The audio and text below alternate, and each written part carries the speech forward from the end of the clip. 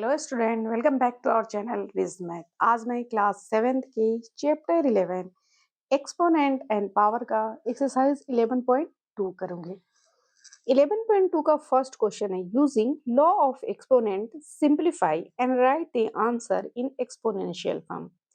यानी कि ये जितने क्वेश्चन दे रखे हैं वन में, उसको हमें क्या करना है, लॉ ऑफ एक्सपोनेंट्स के यूज करके हमें इसको सिंप्लीफाई करना है और इसका आंसर जो है हमें एक्सपोनेंशियल फॉर्म में करना है।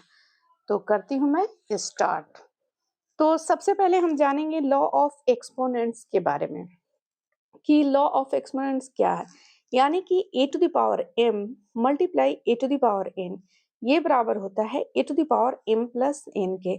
जैसे इसका मैं एग्जांपल दे रही हूँ, जैसे 5 to the power 2 multiply 5 to the power 3, तो ये हो जाएगा 5 टू द पावर 2 प्लस 3, ये हो जाएगा 5 टू द पावर 5 के।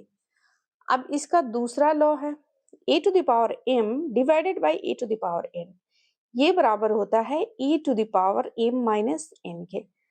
तो ये सेकेंड लॉ है, लेकिन मैं इसको एग्जांपल में समझा रही हूँ आपको। 5 to the power 3 divided by 5 to the power 2, ये हो जाएगा 5 टू द पावर 3 माइनस 2, ये हो जाएगा 5 टू द पावर 1।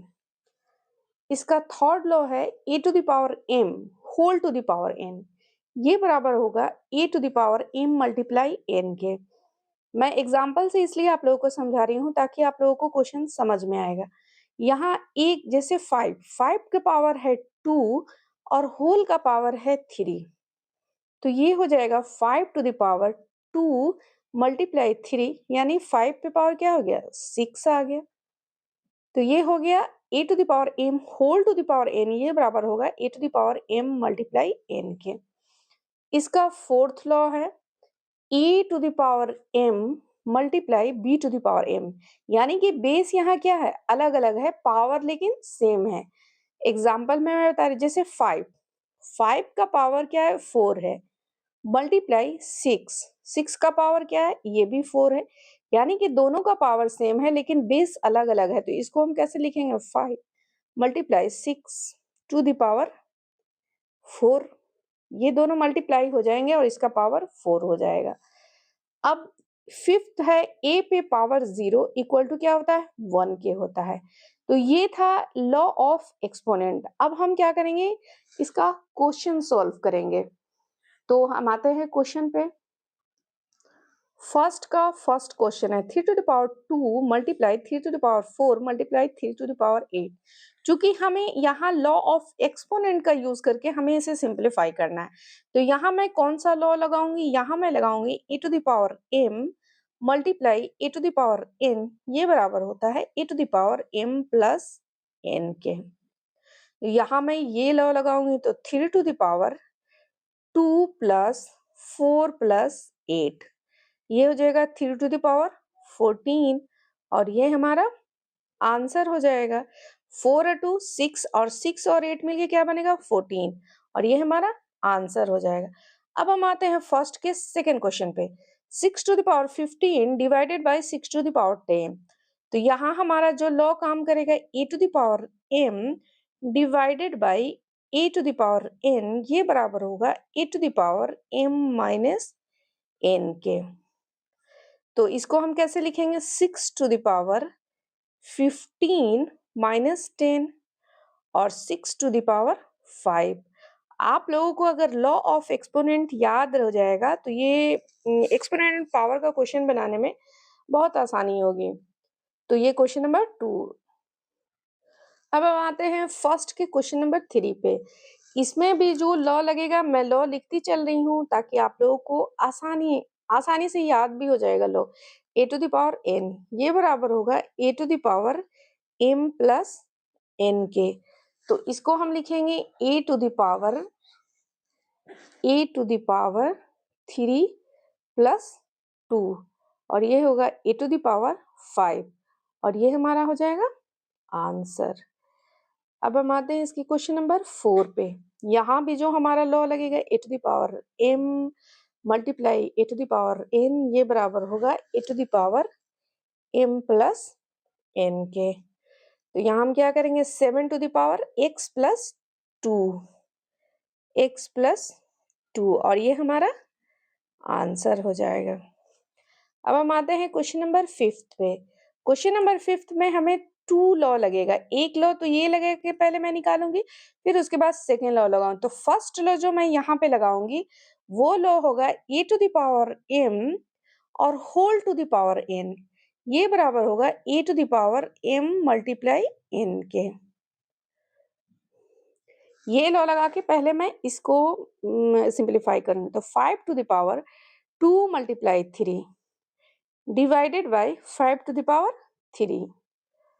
अब यहाँ 5 to the power 6 divided by 5 to the power 3। अब यहाँ मैं सेकेंड लॉ लगा दूंगी। तो सेकेंड लॉ जो मैं यहाँ लगाऊंगी a to the power m divided by a to the power n, ये बराबर होगा a to the power m minus n के। तो यहाँ हो जाएगा 5 टू द पावर 6 माइनस 3, ये हो जाएगा 5 टू द पावर 3, और ये हमारा क्या हो जाएगा आंसर हो जाएगा। अब आते हैं क्वेश्चन नंबर 6 पे। यहाँ है 2 to the power 5 multiply 5 to the power 5। तो यहाँ मैं कौन सा लगाऊंगी law a to the power m multiply a to the power sorry, ये यहाँ दोनों का बेस क्या है अलग अलग है, यानी b to the power n m, a to the power m b to the power m, ये बराबर होगा a multiply b whole to the power m। क्योंकि यहाँ बेस अलग है, यहाँ भी बेस अलग है, तो यहाँ मैं ये लॉ लगाऊंगी। तो यहाँ हो जाएगा 2 multiply 5 whole to the power 5, यानी 10 टू द पावर 5, और ये हमारा क्या हो जाएगा आंसर हो जाएगा। अब हम आते हैं इसके क्वेश्चन नंबर 7 पे।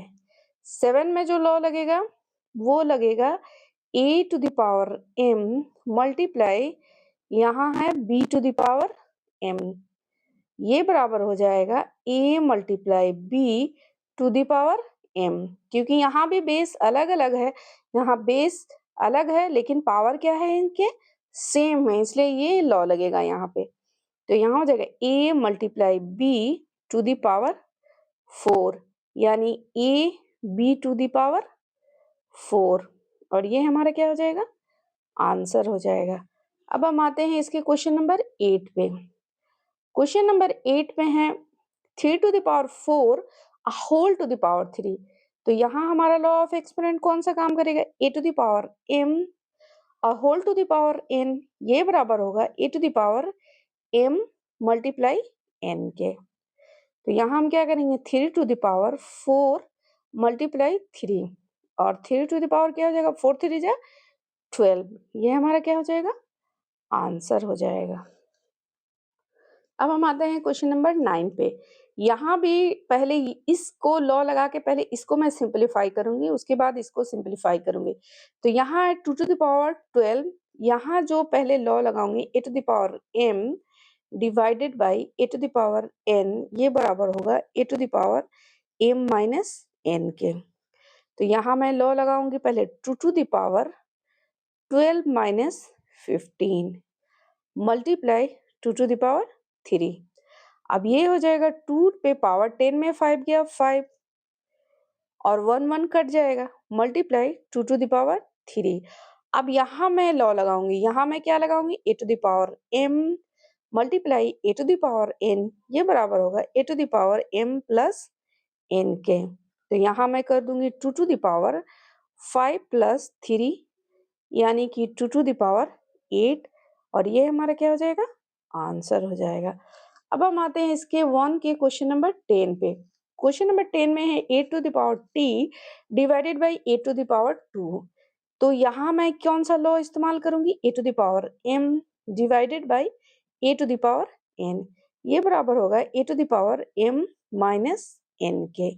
यहाँ मैं ये लॉ लगाऊंगी, तो यहाँ क्या हो जाएगा 8 to the power t minus 2, और ये हमारा क्या हो जाएगा आंसर हो जाएगा। तो मैं लॉ लेकर साथ में चली हूँ ताकि आप लोगों को ये लॉ याद हो जाएगा। लॉ याद होगा तो चैप्टर बनने में बहुत आसानी हो गई। अगर इसमें मैंने इस 11.2 का मैंने सिर्फ 1 क्वेश्चन इस वीडियो में किया है। अगर इसमें कोई भी डाउट हो प्लीज़ मुझे कमेंट करें। अगर मेरी वीडियो हेल्पफुल लगे तो प्लीज़ मेरी वीडियो को लाइक करें, शेयर करें और मेरे चैनल को सब्सक्राइब करें। Thank you.